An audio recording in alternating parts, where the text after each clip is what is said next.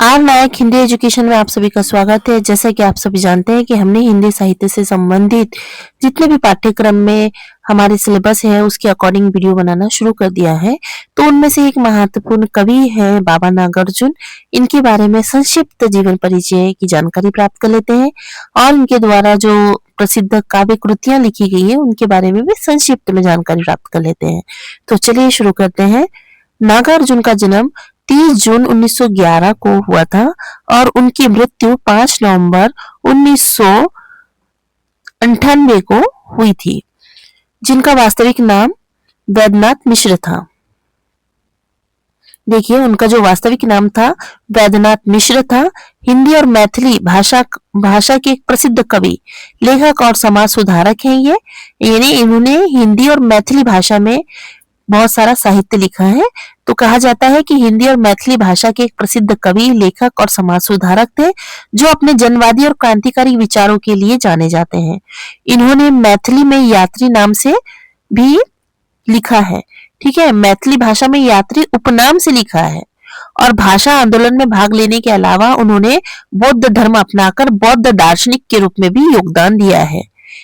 उन्हें साहित्य अकादमिक पुरस्कार से सम्मानित किया गया है और वे जन कवि के रूप में प्रसिद्ध है। तो बाबा नागार्जुन जो है उनका जो मूल नाम था वो वैद्यनाथ मिश्र है और कहा जाता है कि उन्हें ढक्कन भी कहा जाता था। क्यों? क्योंकि उनके ऐसी मान्यता थी कि उनके घर में जो बच्चे पैदा होते थे वो ज्यादा दिन टिकते नहीं थे, इसलिए किसने उन्हें उपाय बताया कि उनका नाम कुछ और रख दो, तो जिससे टोटके के हिसाब से यदि उनका नाम परिवर्तित कर देंगे तो उनके परिवार के बच्चे बचेंगे। इसीलिए उनके माता पिता ने उनका नाम ढक्कन रखा था। और ये जो नागार्जुन, उनको तो बाद में जब वो बौद्ध धर्म की शिक्षा प्राप्त किए थे तो वहां से उनको जो उपाधि प्राप्त हुई थी वो नागार्जुन की उपाधि प्राप्त हुई थी।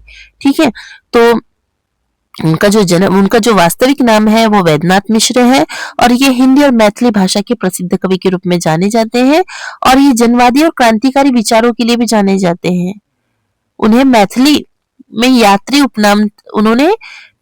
में यात्री उपनाम से भी लिखा है और ये क्रांतिकारी कवि के रूप में माने जाते हैं और एक व्यंग्य कवि के रूप में भी जाने जाते हैं, क्योंकि इन्हें जन कवि के रूप में भी जाना जाता है क्योंकि इन्होंने सरकार की आलोचना भी की है अपनी कविताओं के माध्यम से। ठीक है, तो प्रारंभिक जीवन और शिक्षा के बारे में थोड़ी सी जानकारी प्राप्त कर लेते हैं। इनका जन्म 30 जून 1911 को बिहार के दरभंगा जिले के सतलखा गांव में हुआ था। इनका जो मूल नाम था वैद्यनाथ मिश्र है और इनकी आरंभिक शिक्षा गांव में प्राप्त की, बाद में काशी हिंदू विश्वविद्यालय से उच्च शिक्षा प्राप्त की है। साहित्यिक प्रभाव क्या था? उन्हें महापंडित राहुल सातकृत का सानिध्य मिला, जिससे उनकी बौद्ध धर्म में रुचि जगी, क्योंकि राहुल सातकृत ने बौद्ध धर्म के ऊपर बहुत सारा साहित्य लिखा है। तो सिद्ध साहित्य, नाथ साहित्य है ना, उनके ऊपर तो उनके सानिध्य में रहे तो उनको बौद्ध धर्म में रुचि उत्पन्न हुई। साहित्यिक जीवन के बारे में बता देते हैं। भाषा मुख्य रूप से हिंदी, मैथिली और संस्कृत और बांग्ला में वो लिखा करते थे। उपनाम, तो मैथिली में यात्री उपनाम से रचना की है उन्होंने। प्रमुख विधाएं, कौन कौन सी प्रमुख विधाएं पे उन्होंने लेखन कार्य किया है? कविता, उपन्यास, लघु कथाएं और यात्रा वृत्तांत। उनकी जो प्रमुख कृतियां हैं वो युगधारा है, प्यासी पथराई आंखें, सतरंगी आंखों वाली, हजार हजार बाहों वाली आदि। ये जो कविता है इनकी काव्य कृतियां संग्रह है। और राजनीतिक और सामाजिक जीवन में भी उन्होंने बहुत बढ़ चढ़कर हिस्सा लिया है। आजादी का जो आंदोलन था, उन्होंने आजादी के आंदोलन में भी हिस्सा लिया है। सामाजिक चेतना, वे सामाजिक अन्याय, असमानता और शोषण के विरुद्ध अपनी आवाज उठाते थे, इसलिए उन्हें जनकवि के रूप में जाना जाता है। बौद्ध धर्म, देखो बौद्ध धर्म में शिक्षा ली थी और बौद्ध दर्शन के विकास में भी उन्होंने योगदान दिया है। पुरस्कार, तो साहित्य अकादमी पुरस्कार से उन्हें सम्मानित किया गया है।